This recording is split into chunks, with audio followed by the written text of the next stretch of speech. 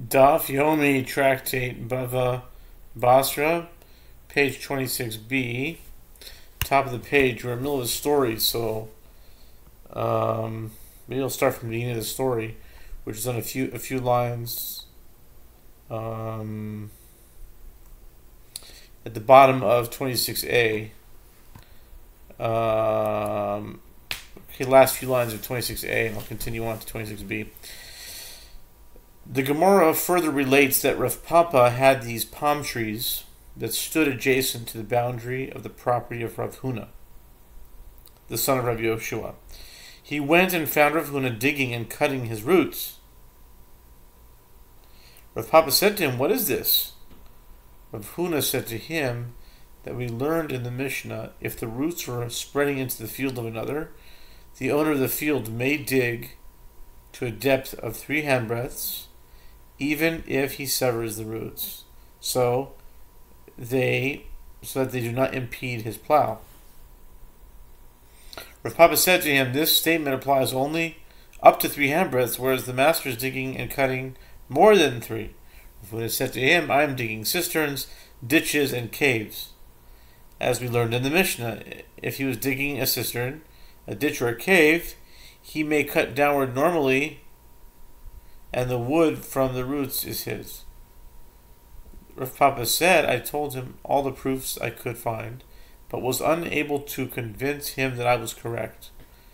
Until, now we're on 26b, until I told him that which Rav Yehuda says, with regard to a strip of land over which the public has an acquired privilege of use. One may not destroy it. Here too, since I have an acquired privilege of use of this land, you are not permitted to destroy that which I possess.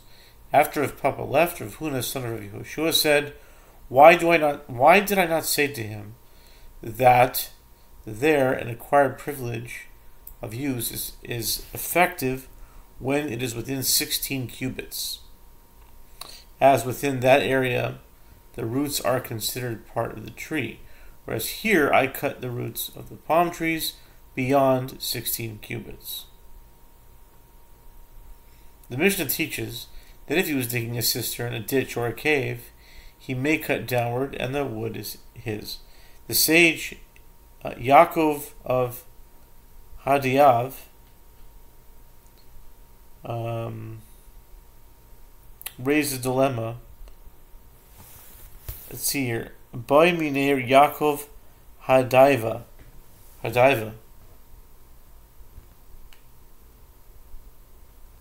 Yaakov Hadayev.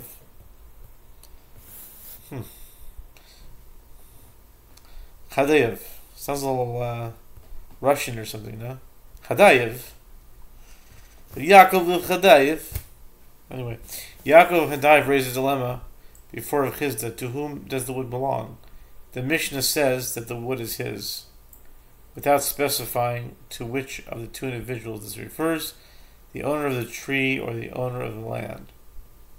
Rav Chisda said to him, You learned the answer in the Mishnah in Tractate Me'ilah 13b.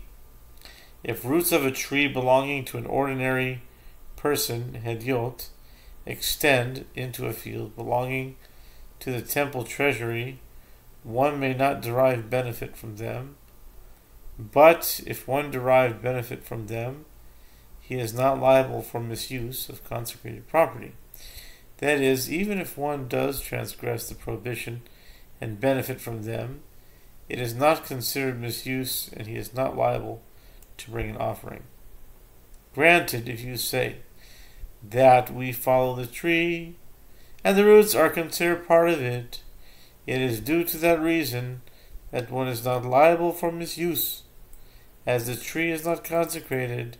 But if you say we follow the land, in other words, the roots belong to the land's owner, why is he not liable for misuse of consecrated property? The Gemara asks, rather, what will you say? That we follow the tree? If so, say the last clause of that Mishnah, roots of a tree belonging to the temple treasury, extend into a field of an ordinary person, one may not derive benefit from them. But if one derive benefit from them, he is not liable for misuse of consecrated property. But if we follow the tree, why is he not liable for misuse of consecrated property? The Gemara responds, are the cases comparable? In both cases, clauses of the Mishnah, we are dealing with growths that came thereafter. In other words, after the tree was consecrated, and the Tana of that Mishnah holds that with regard to growths that grew from a consecrated plant or tree, they are not subject to the halachot of misuse of consecrated property. Only the original plant is.